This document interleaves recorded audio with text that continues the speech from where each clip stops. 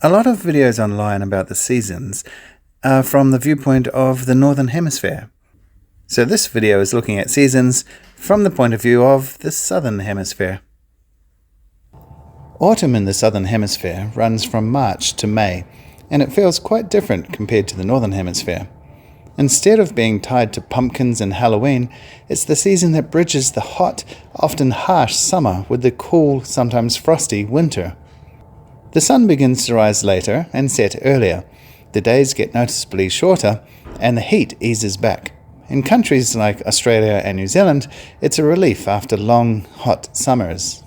Deciduous trees like maples, liquid ambars, and oaks still put on those beautiful gold, orange, and red displays in cooler regions, especially in the southern states of Australia and across New Zealand. But in much of the Southern Hemisphere, native plants are evergreen, so the landscape doesn't completely transform the way it does in North America or Europe. In New Zealand, autumn brings brilliant colours whilst mountain peaks begin to collect early snow. In southern Australia, autumn is crisp and mild, with cooler mornings and evenings. Closer to the tropics, like northern Australia, parts of South America, southern Africa, autumn is less about falling leaves and more about the end of the wet season, when heavy rains ease and the land begins to dry. For many, autumn in the Southern Hemisphere has a quieter, more practical rhythm than the Northern Hemisphere. It's the start of the school year, harvest time for many crops, and a season that signals preparation for winter. Winter in the Southern Hemisphere runs from June to August. The sun is at its lowest arc in the sky. Days are short, and nights are long and cold.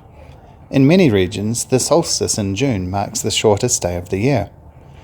Deciduous trees stand bare in cooler regions, whilst evergreen natives continue to dominate much of the Southern Hemisphere's landscapes. Migratory animals respond. Whales travel up the coast of Australia and South Africa to breed in warmer waters. Alpine regions, like the Snowy Mountains in Australia, the Southern Alps in New Zealand, and the Andes in South America, are cloaked in snow, becoming hubs for skiing and snowboarding. In southern Australia, winters are cool to cold, with frosts inland and damp, rainy days along the coasts. In New Zealand, the South Island gets heavy snowfall in the mountains, but coastal areas experience sharp frosts, crisp days, and spectacularly clear skies. In South America, Patagonia is bitterly cold and windy, whilst central Chile and Argentina see snow in the Andes but rainy winters in lowlands. In southern Africa, it's dry season in much of the interior. Ironically, winter is the best time for safaris because animals gather around scarce waterholes. In tropical regions, winter doesn't mean cold. It's the dry, cooler season with comfortable temperatures and clear skies.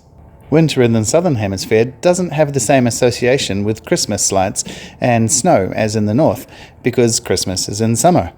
Instead, winter is more about gathering indoors, warm meals, and mid-year festivals. In some places, the winter solstice festivals echo ancient traditions of celebrating light in the darkest season. Spring in the Southern Hemisphere runs from September to November, and it's a season of renewal after the quiet of winter. Days lengthen, mornings grow lighter, and the sun climbs higher in the sky. Temperatures warm, although spring can be unpredictable. Sunshine one day, cold winds or storms the next. Flowers bloom in waves. Wattles in Australia blaze yellow, cherry blossoms flourish in New Zealand and parts of South America, and wildflowers carpet entire regions. Birds become noisy and active with nesting and breeding. Migratory animals return, like whales finishing their journeys southward with their calves. And in some regions, insects like butterflies reappear in abundance. Alpine snow melts, feeding rivers and greening valleys. In southern Australia, spring can swing between warm sunshine and late frosts, with October often bringing wild winds. It's also a time of agricultural growth, lambing season and crop renewal. In New Zealand, spring is fresh and colourful, with snow still on high peaks but lush green in lowlands.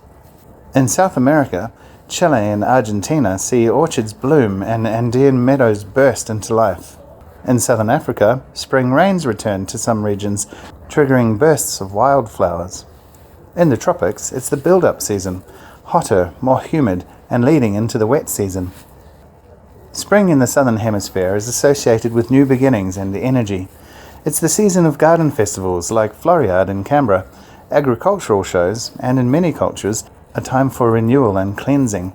School terms head towards their final stretch, and people start anticipating the long, hot summer ahead. Summer in the southern hemisphere runs from December to February. The sun is high and strong, days are long and hot, and nights are short. The December solstice brings the longest day of the year, and the season is defined by warmth and intensity. Coastal life thrives, seas are warmer, and marine animals are abundant. Insects like mosquitoes, cicadas, and flies become a constant soundtrack, and many birds raise fledglings. Plants respond dramatically. Native eucalyptus forests hum with pollinators, whilst in drier areas the heat pushes plants into survival mode. In tropical regions, summer is the wet season, with monsoon rains, thunderstorms, and lush vegetation. In southern Australia, summers can be scorching and dry, with heat waves, bushfires, and periods of drought shaping the landscape. In New Zealand, summers are milder, with plenty of sunshine, green countryside, and busy beaches. In South America, Patagonia finally warms and opens up for travellers, whilst central Chile and Argentina bask in sunny, dry weather. In southern Africa, many regions are hot and wet, with summer rains bringing life to savannas and farmlands.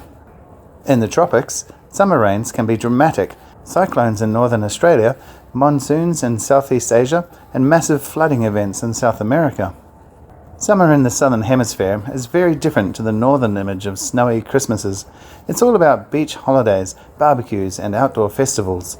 Christmas and New Year's are celebrated in the heat, often with picnics or swimming at the beach. It's a season of social life, relaxation, and enjoying the outdoors before the cooler months return.